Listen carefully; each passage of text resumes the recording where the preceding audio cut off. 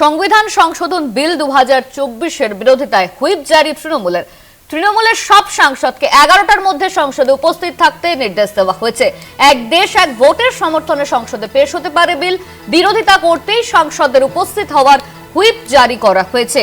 বিরোধিতা করতেই সকাল 11টার মধ্যে সমস্ত সাংসদদের সংসদে উপস্থিত থাকতে হবে। তৃণমূলের তরফে কিন্তু এমনই নির্দেশ দেওয়া হয়েছে, এক দেশ এক ভোটের সমর্থনে সংসদে বিল পেশ হতে চলেছে, আর সেই বিল পেশের বিরোধিতা করতেই কিন্তু সাংসদদের উপস্থিত থাকার কথা বলা হয়েছে। সংবিধান সংশোধন বিল 2024-এর বিরোধিতায় হুইপ জারি করল তৃণমূল।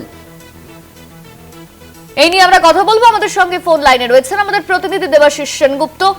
দেবাশিস দা, সংবিধান সংশোধন বিল 2024-এর বিরোধিতায় হুইপ জারি করা হয়েছে তৃণমূলের তরফে।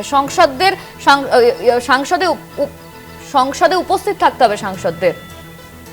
একদমই তাই। দেখো, আজকে সংবিধান সংশোধন বিল 2024 ও ইউনিয়ন টেরিটরিজ বিল 2024 দুটি বিল সংসদে পেশ করতে পারে কেন্দ্রীয় সরকার, এবং এই বিলে মূলত যা বলা হচ্ছে সেক্ষেত্রে হচ্ছে তাদের যে পরিকল্পনা রয়েছে যে এক দেশ এক ভোট, এর বিরোধিতায় কিন্তু তৃণমূল কংগ্রেস স্পষ্টত তাদের যে স্ট্যান্ড পয়েন্ট তা তারা আগেই জানিয়ে দিয়েছে। গতকালে আমরা দেখেছি তৃণমূলের সর্বভারতীয় সাধারণ সম্পাদক অভিষেক বন্দ্যোপাধ্যায় তিনি জানিয়েছিলেন যে তাদের স্ট্যান্ড পয়েন্ট এই বিলের বিরোধিতা করা, আর এই বিলের বিরোধিতার জন্যই কিন্তু গতকালই তৃণমূল কংগ্রেসের সাংসদদের হুইপ জারি করেছে। আজ 11টার মধ্যে কিন্তু সেখানে সংসদ শুরু হওয়ার আগে উপস্থিত থাকতে হবে প্রত্যেক সাংসদকে দুই কক্ষে, অর্থাৎ একদিকে লোকসভা এবং পাশাপাশি রাজ্যসভায়, যাতে এই বিল নিয়ে তাদের যে বিরোধিতার জায়গা সেই বিরোধিতা প্রখর করে তুলতে পারে। কেবলমাত্র তৃণমূল কংগ্রেস নয়, এই বিরোধিতায় কিন্তু একদিকে যেমন কংগ্রেসও রয়েছে, বিরোধী দলগুলোও কিন্তু রয়েছে।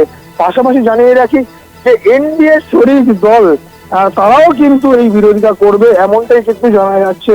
এবং সেক্ষেত্রে তাদের যে নিজের শরিকরা, সেই শরিকদের সংসদরাও কিন্তু তারা চাইছেন না এক ভোট, কেন এতে কিন্তু কেন্দ্র সরকার বর্তমান বিজেপি সরকার নিজস্ব কায়েমি স্বার্থ দ্বারা করবেন, এমনটাই কিন্তু মনে করছে রাজনৈতিক মহল। সঙ্গে থাকো, আমাদের দেবাশিস ছিল আমাদের সঙ্গে।